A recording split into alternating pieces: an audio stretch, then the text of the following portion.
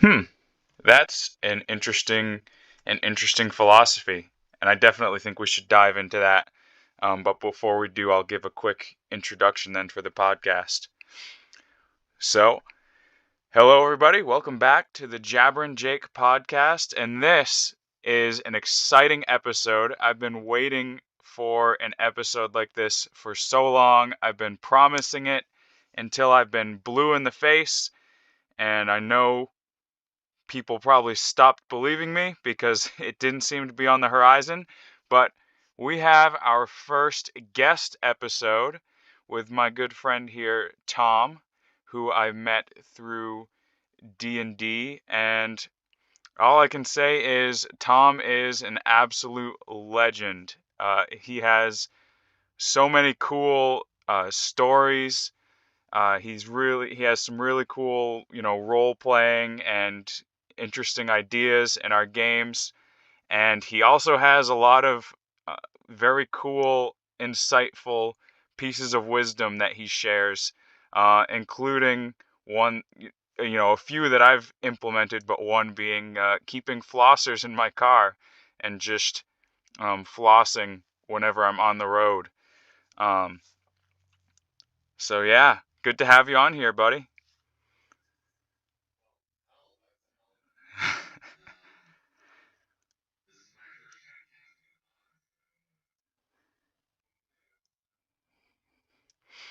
Just be yourself. That's what you do best. And I'm sure people will love to hear it. I always do. So, what's that? True, it's a tall ask. I just talked about how good you are at role playing. But, yeah, so you just started on your philosophy, just to give some context, because we started talking about this a bit before I started rolling the cameras. But we were talking about, well, first I opened with how I finally have a car again. So to all the listeners too, this is your first time hearing that I finally have a car again, and we kind of talked about this weird psychological phenomenon of like, as soon as you don't have a car, even if you're like the stay at home all the time type, it makes you want to go out.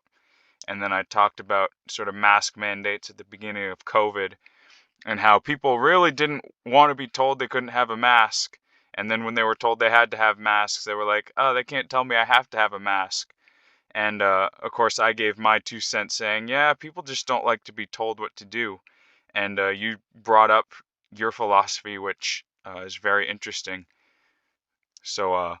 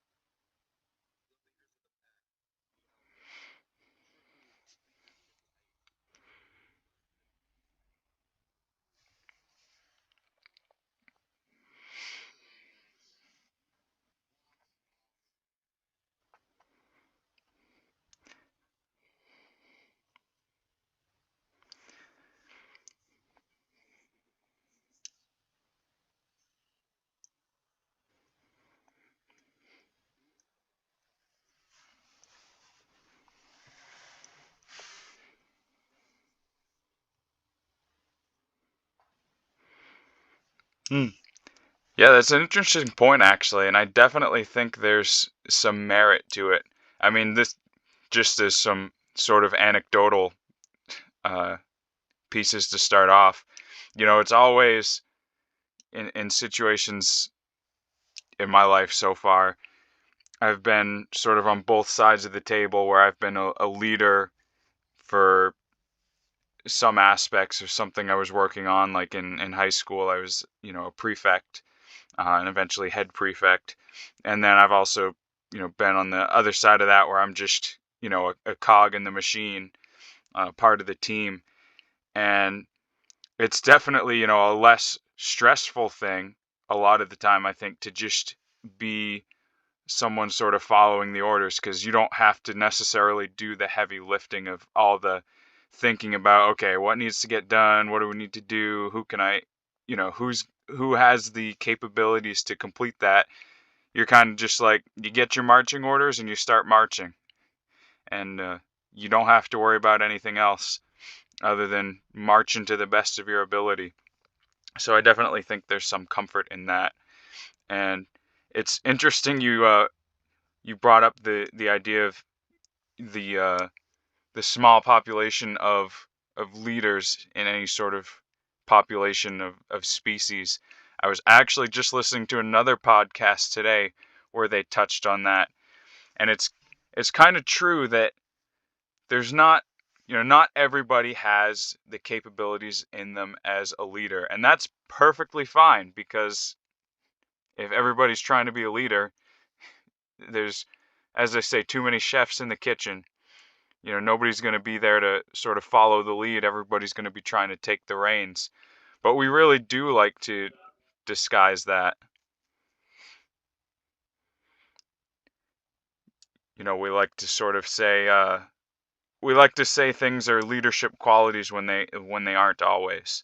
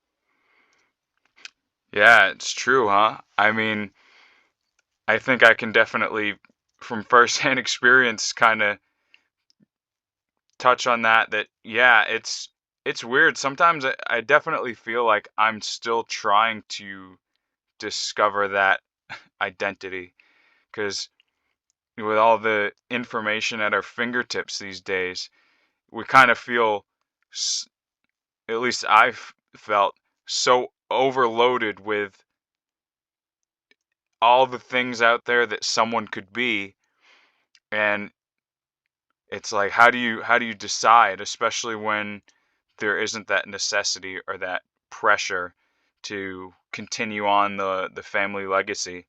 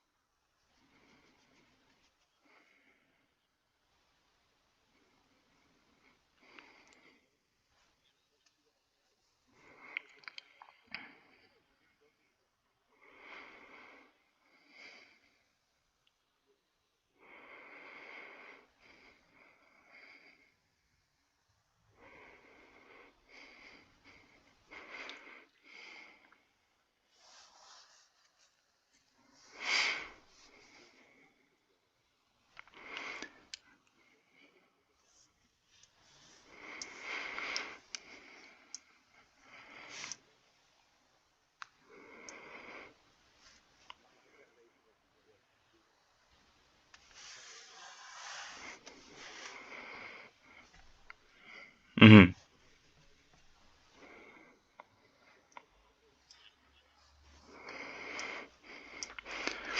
Yeah.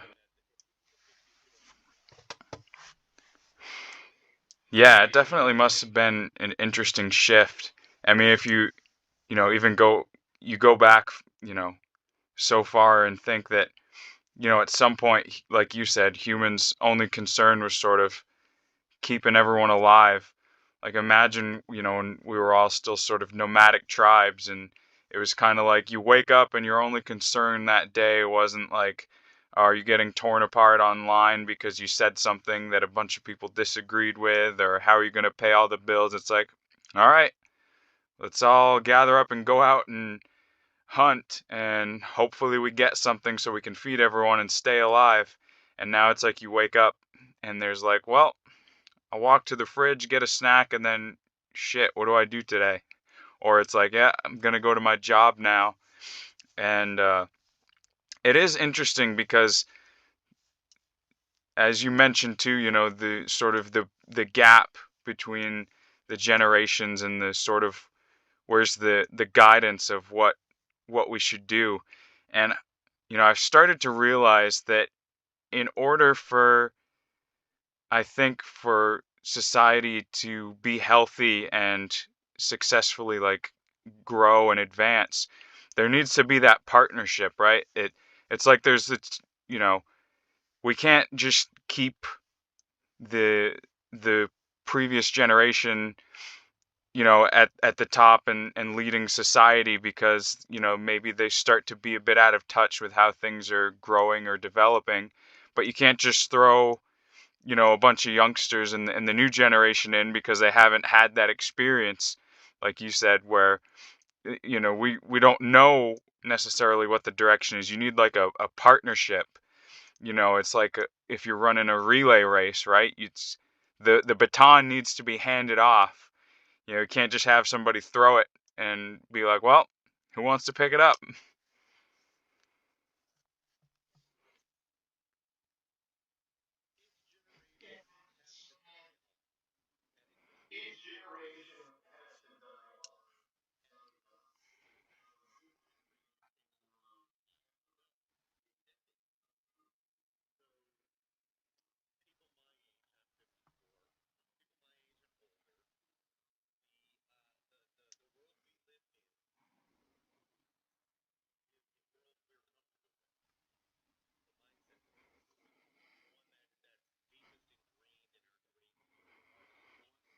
Hmm.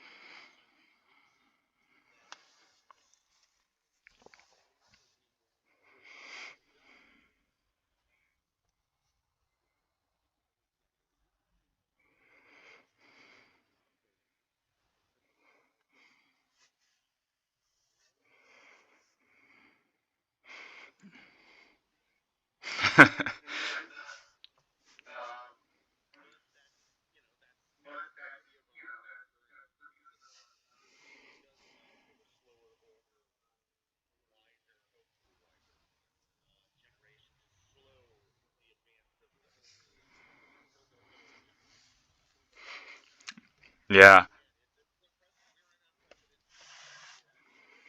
Oh, absolutely.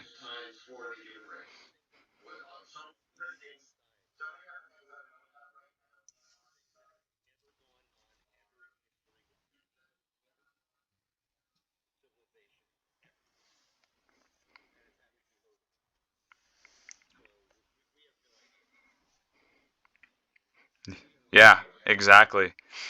I think a lot of people, I mean, people in general, right, are sort of resistant to change. If things are going well, or you sort of reached a comfort zone, that comfort zone is like, yeah, things are going okay now. Why would we want to change anything?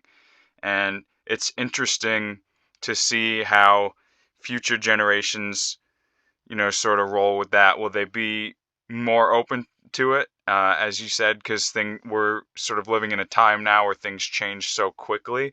Or are we going to see, as my generation gets older and are the ones that need to die off for our ideas to die off?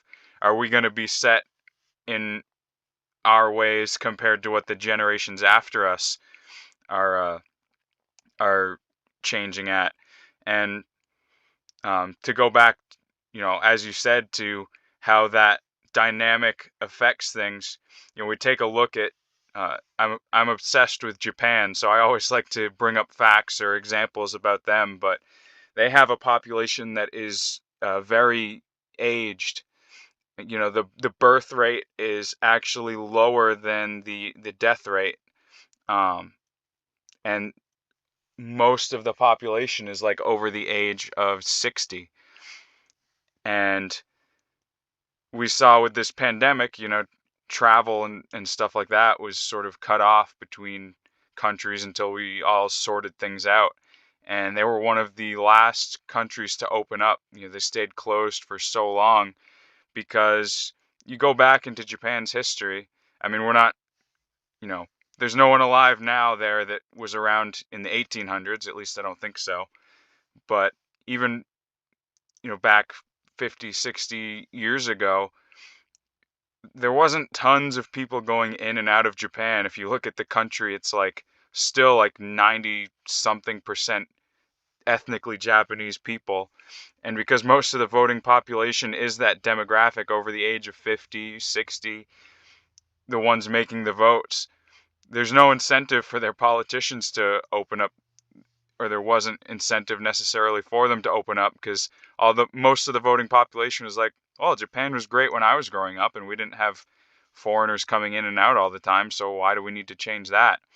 And I think finally, between the rising pressure from younger people there, hopefully, and the economic impact that it was having on them, because their tourism industry, which drove a lot of their economy, you know, their GDP, they realized that, hey, we can't keep staying closed like we did for 200 years, from like the 1600s to the 1800s. We got to open up and let foreigners in again.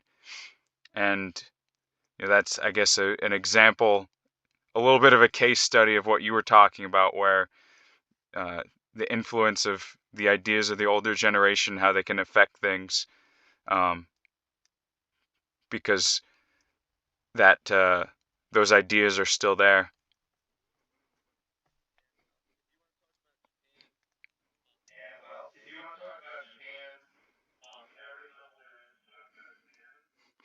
Oh yeah, I can already tell that we could make several episodes of this podcast.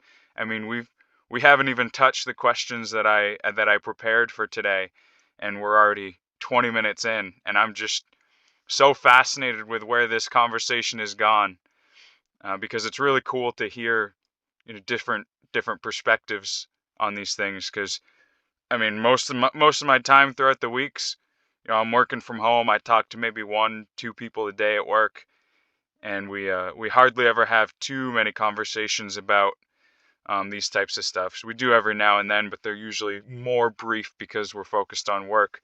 So I don't hear too many different perspectives throughout the week, and I think it's important that you're able to talk to different people and get differing ideas and opinions, especially with society as it's going now.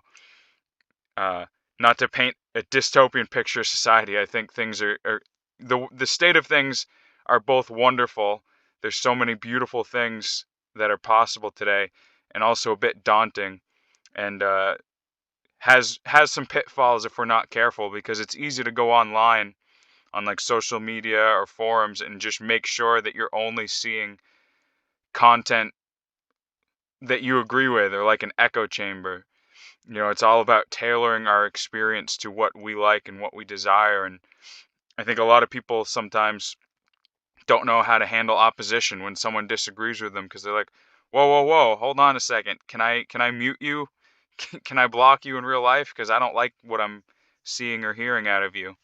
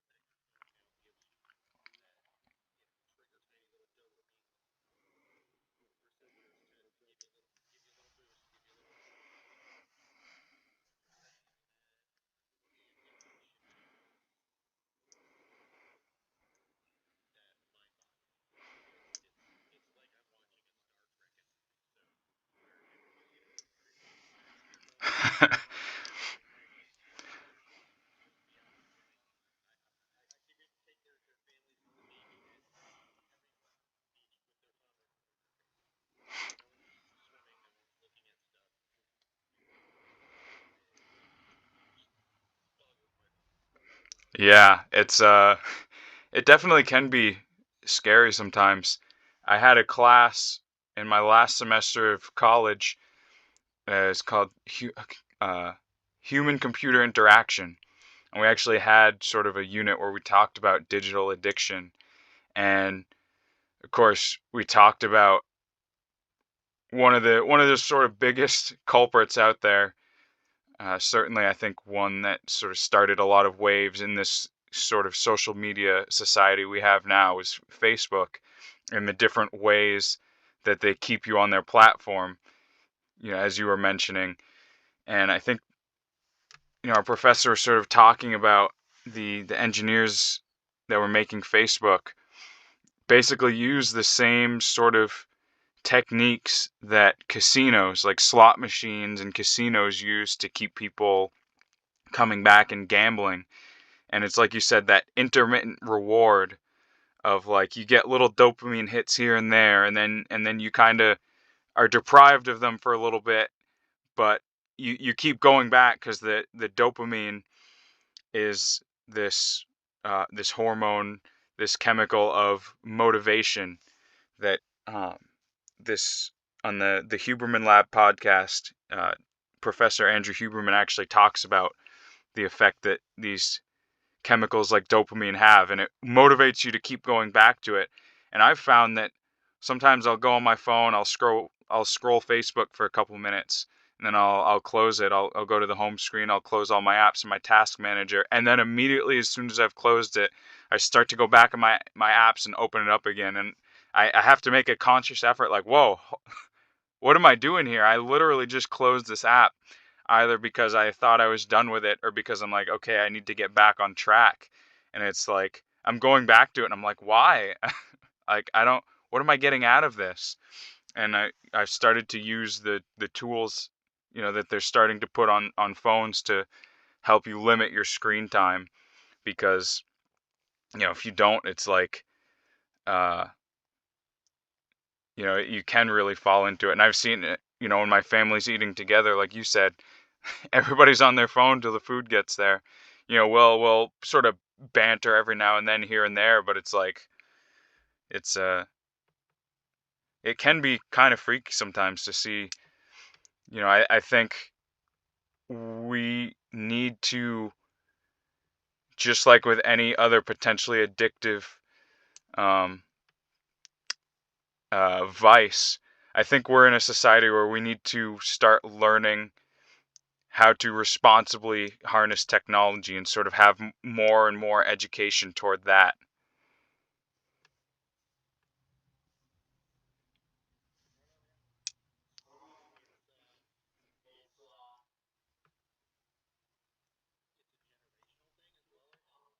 Yeah.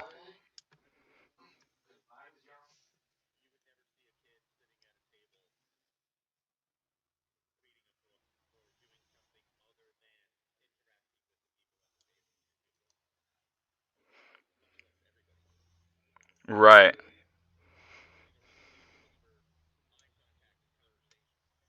Yeah. And now it's more rare to see that, I think.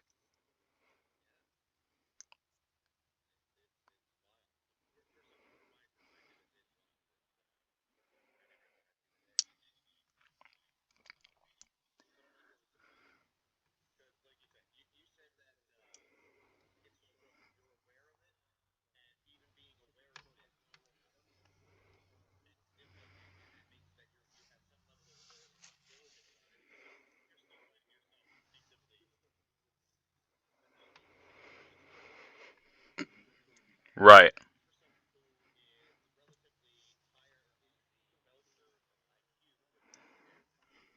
Right. And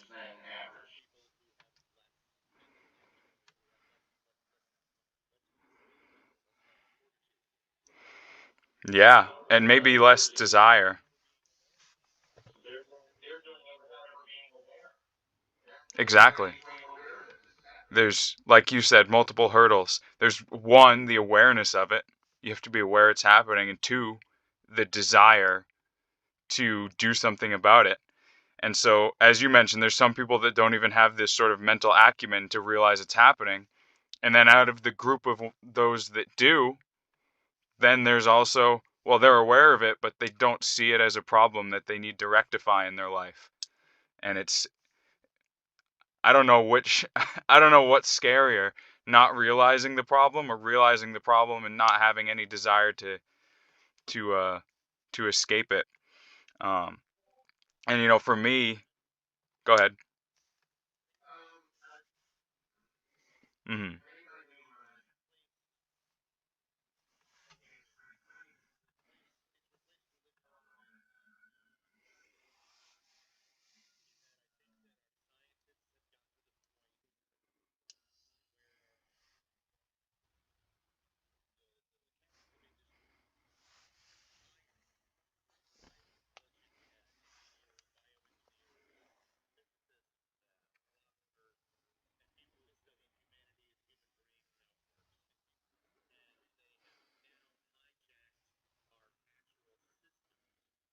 Hmm.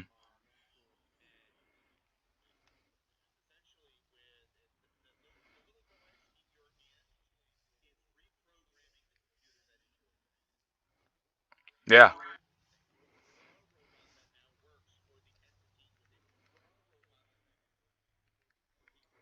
No, it's true. I mean, it's,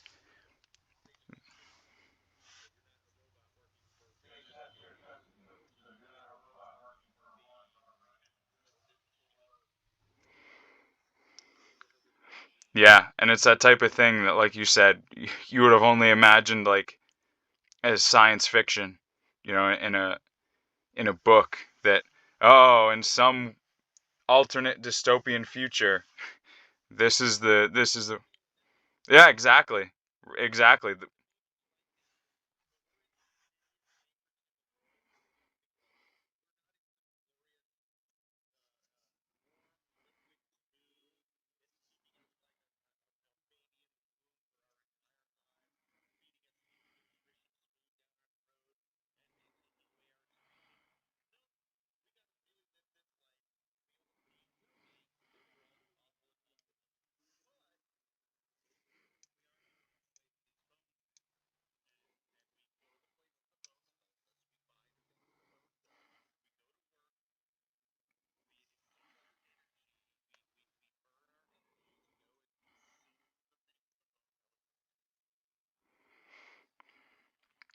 Yeah.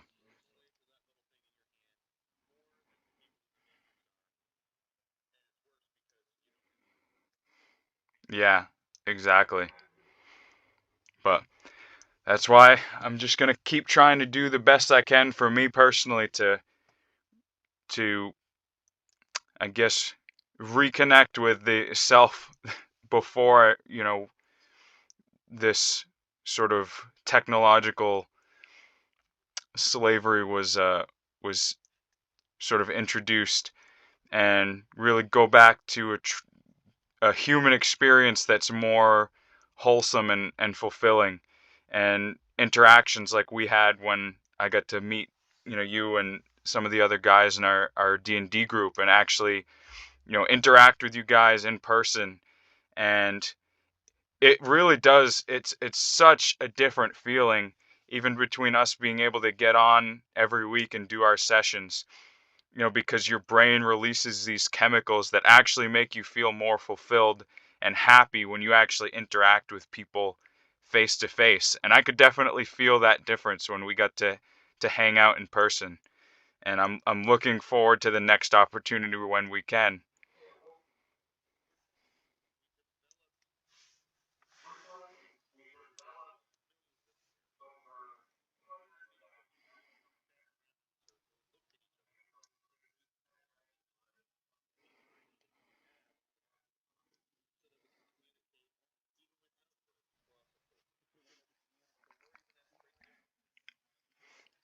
Yeah, and that's the nuance that's lost when it comes in the form of text.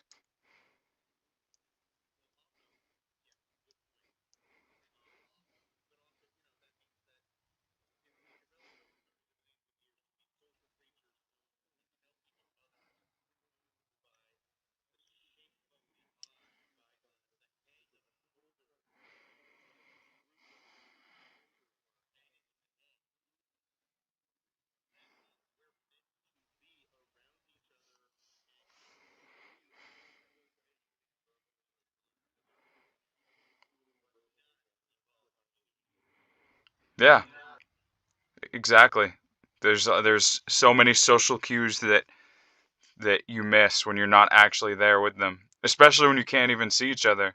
Like, I mean, over this medium, neither of us would ever know if we were actually fully engaged in this conversation the whole time, or if either of us was just like scrolling and just sort of, we can assume that maybe we weren't doing that, because I think we both contributed in very meaningful ways to this conversation so far.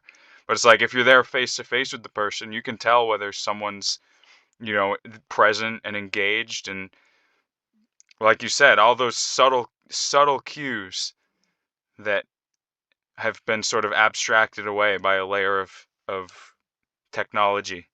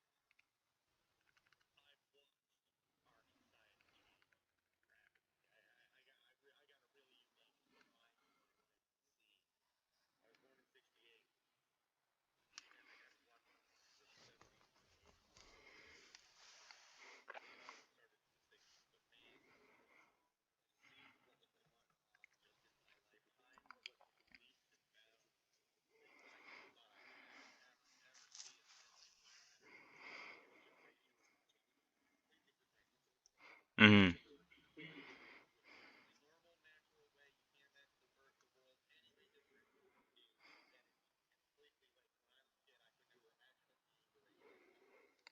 Yeah. I mean,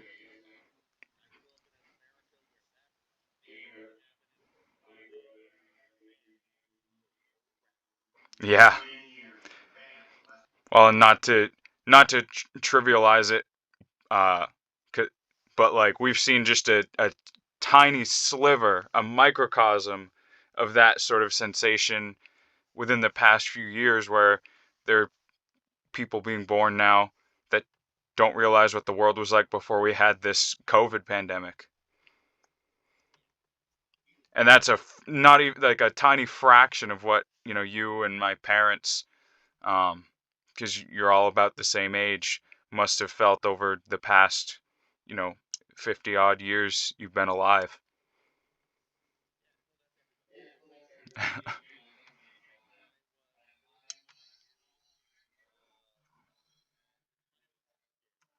Mm.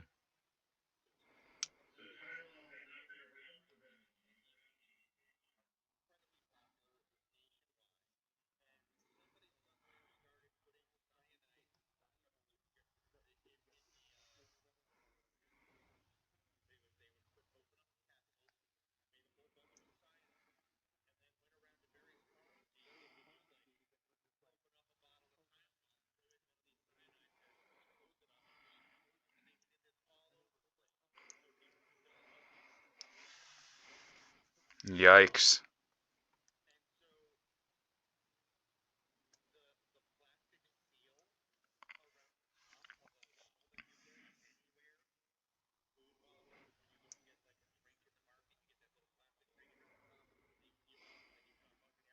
Hmm.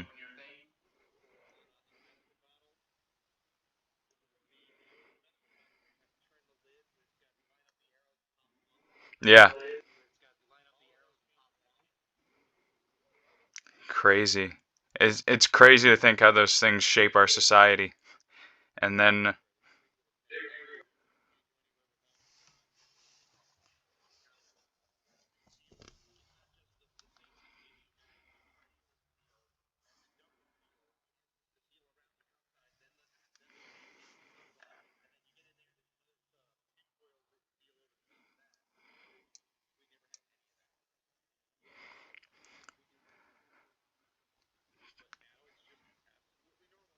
yep.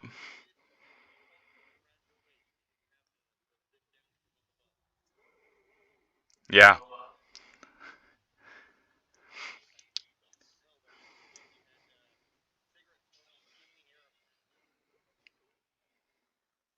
I couldn't imagine.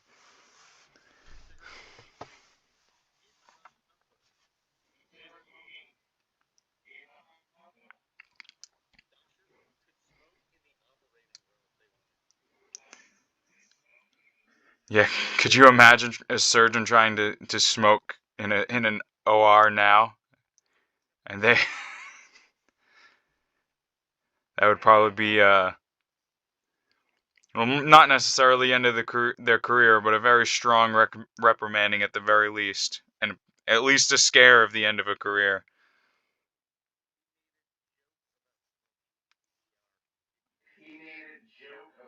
True. Absolutely.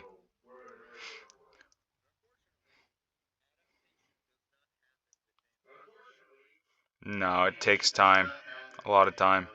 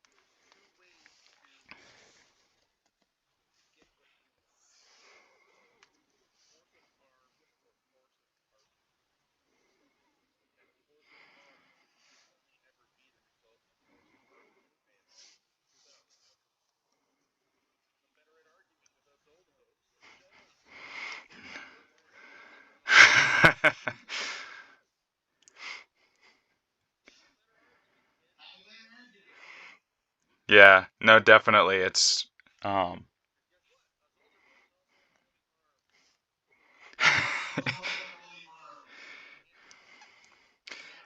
it's very true. Yeah,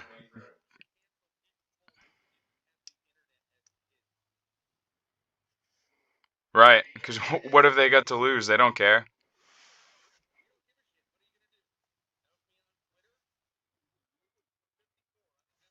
I was gonna say that world practically doesn't exist to you.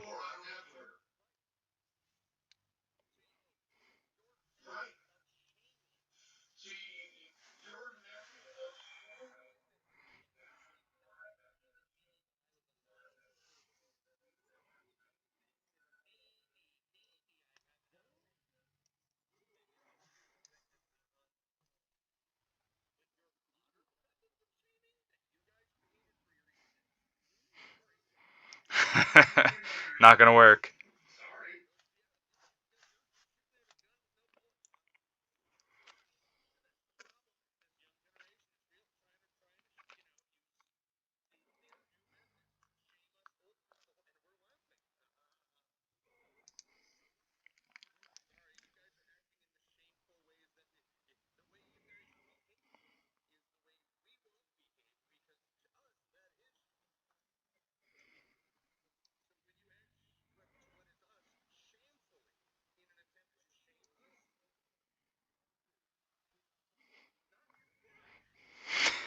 Might as well be like trying to douse a fire by, tossing gasoline on it.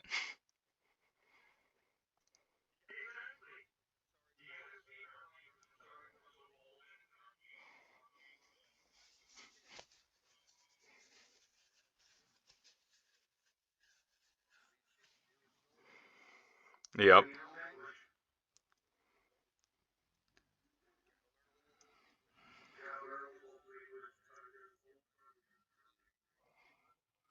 Yeah, and I definitely think it's an important step in,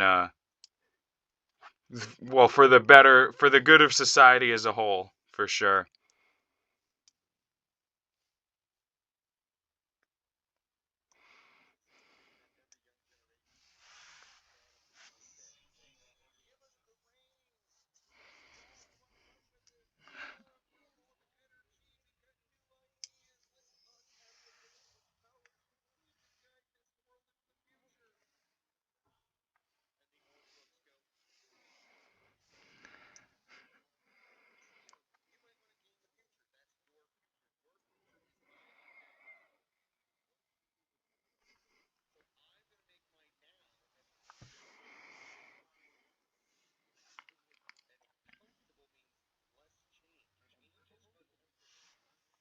Yeah,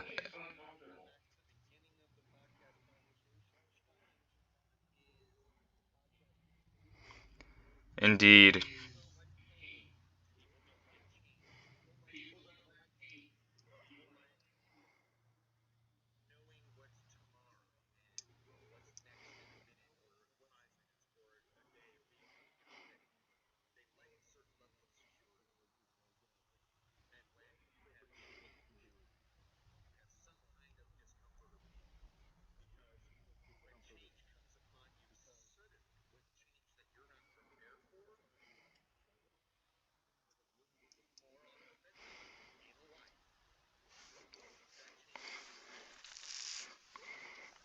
Absolutely.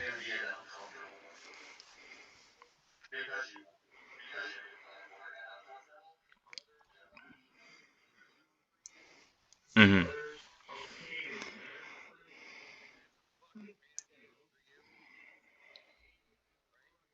Yeah, it's crossing that border between order and chaos, which people like to stay in the order side. They don't like when they enter into chaos, even if it's chaos for good.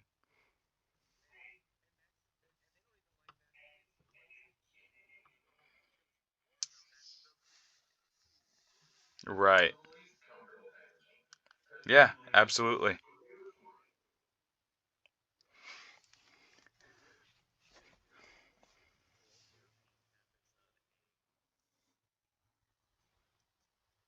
Hmm.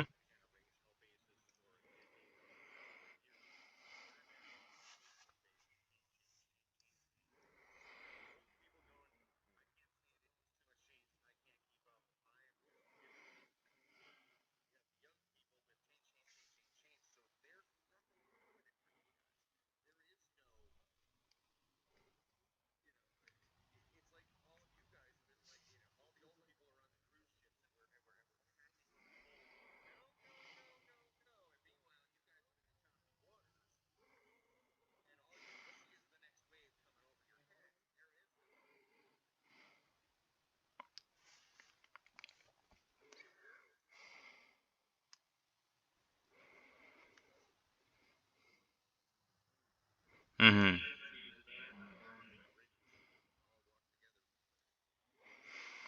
Yeah. Well, maybe one day we'll be able to find a way to create those bridges.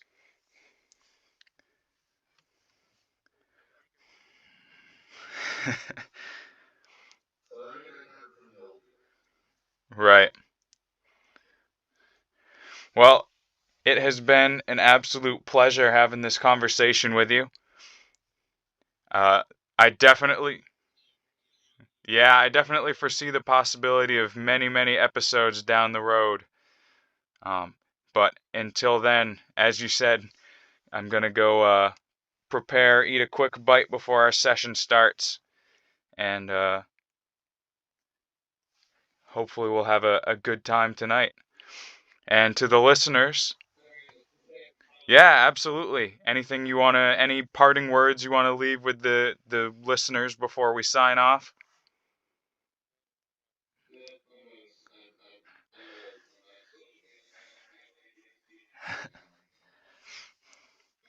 No problem. Thank you. And to all the listeners out there, thank you for tuning in for this episode. It was really awesome to do our first guest episode. I think it went really well, and I hope you all enjoyed. And thank you so much for supporting just by listening and watching the podcast. And if you enjoy it, be sure to share it with your friends, acquaintances, your enemies, your dog, your mailman, anyone you see. You see somebody on the bus, make a new friend or enemy and tell them about the podcast. But exactly, cast that pod at that stranger. And until next time, thanks again for listening. Bye.